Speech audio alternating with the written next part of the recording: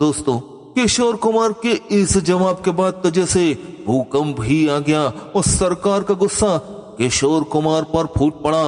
सूचना और प्रसारण मंत्रालय के इशारे पर किशोर कुमार के गाने रेडियो और टीवी से हटा दिए गए। उनके रिकॉर्ड्स की बिक्री रोक दी गई। बिना का गीतमाला जैसे पॉपुलर शो से भी उनके गाने हटवा दिए गए। नमस्कार बहनों और भाइयों, मैं हूं आपका दोस्त आरजे सैंडी और आज का ये एपिसोड बेस्ड है उस इंसान के ऊपर जिसकी आवाज ने पूरे हिंदुस्तान को झूमने पर मजबूर कर दिया था।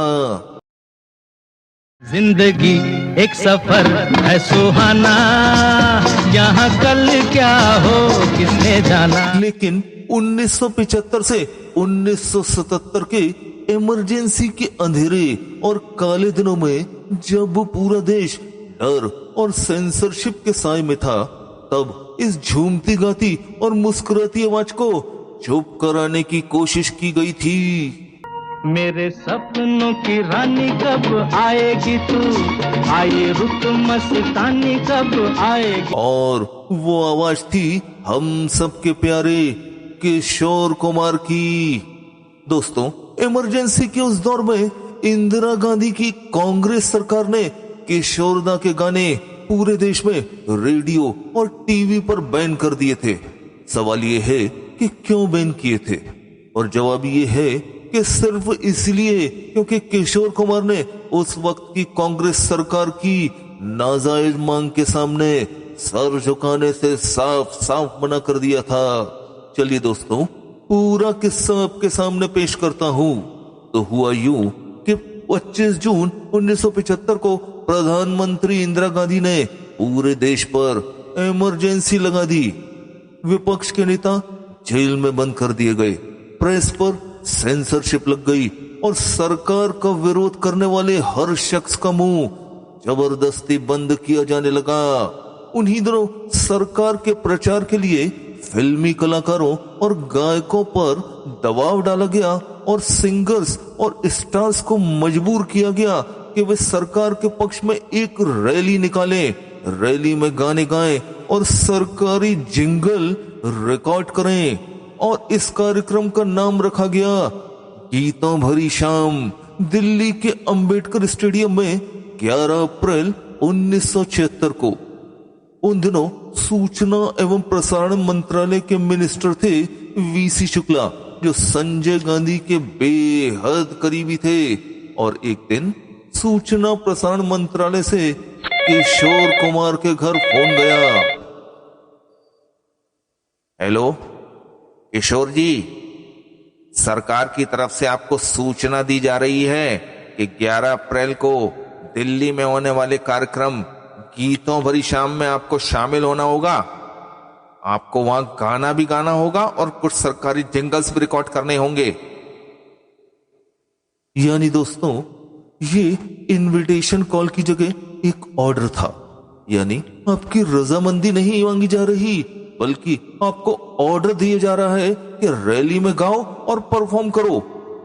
अब हमारे किशोरदा, जो कभी किसी के दबाव में नहीं आते थे, उन्होंने सीधे सीधे इस इनविटेशन कम ऑर्डर को साफ मना कर दिया।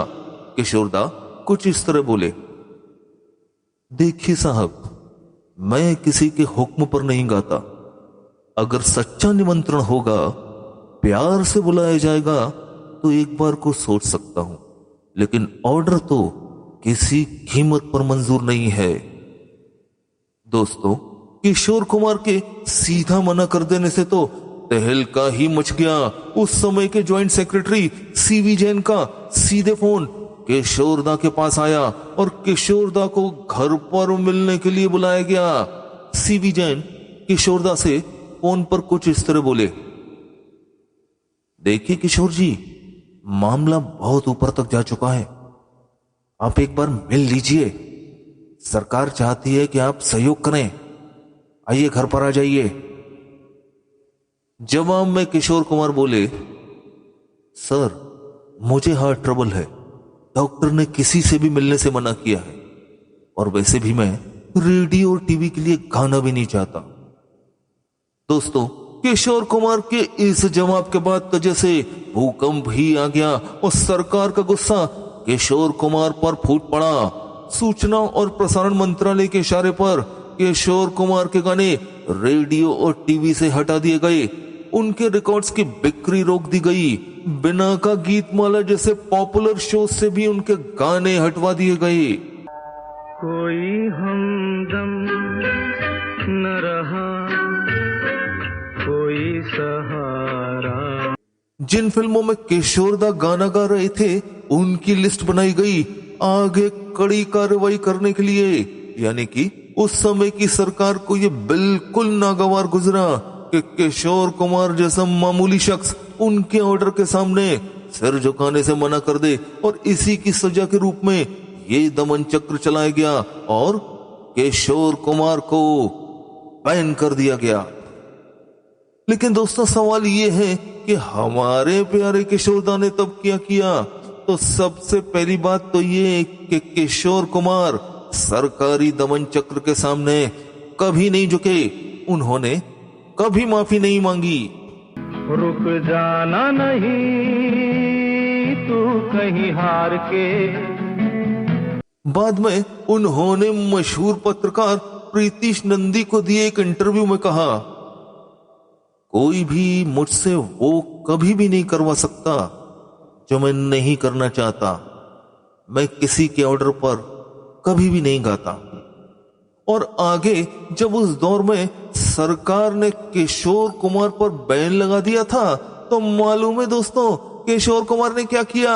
और यही तो इस स्टोरी का सबसे मजेदार हिस्सा है। किशोर कुमार मुंबई छोड़कर अपने पैतृक शहर खंडवा चले गए, अपने घर गौरी कुंज में। वहां वे खुश रहते, थोड़ी खेती बाड़ी करते और प्रकृति के साथ सुंदर समय बिताते। वैसे भी उनका सपना हमेशा से यही था कि मुंबई की फ्रेंडलेस बेगानी दुनिया से दूर जाकर साधारण जिंदगी जीना। इमरजेंसी और उस बैन के दौरान उन्होंने वैसे भी गाना बहुत कम कर दिया था। जून 1976 में सरकार और किशोर कुमार के बीच कुछ लोगों ने मध्यस्थता कराई और सरकार के साथ किशोर कुमार की बातचीत हुई और फिर उन पर लगाया गया बैन हटा लिया गया। जून 1976 में जब उन पर लगा बैन हट गया तो सबसे पहले रेडियो पर किशोर कुमार का ये गाना बजाया गया। दुखी मन मेरे सुन मेरा कहना, जहां नहीं चैना। दोस्तों अब जब इमरजेंसी भी हट गई और बैन भी हट गया तो किशोर दा ने फिर से मुंबई वापसी की और वापसी के बाद पूरी दमदारी के साथ फिर से फिल्मों में गाना शुरू कर दिया और म्यूजिक इंडस्ट्री को एक से बढ़कर एक सुपरहिट गानों का तोहफा दिया। दोस्तों किशोर कुमार सिर्फ एक सिंगर नहीं थे, वे एक आजाद इंसान थे जिन्होंने कभी किसी के सामने सर नहीं झुकाया, चाहे वो प्रोड्यूसर हो, शो ऑर्गेनाइजर हो या फिर सरकार ही क्यों न हो। ये कहानी सिर्फ एक नाजायज बैन की नहीं है, बल्कि ये कहानी एक हिम्मती और मजबूत इंसान के हौसले की है जिसे सरकार भी तोड़ न सकी। रुक जाना नहीं तू कहीं हार के। तो दोस्तों आज के किस्से में बस इतना ही। जल्द मिलते हैं एक और धमाकेदार किस्से के साथ। तब तक के लिए धन्यवाद। जय हिंद।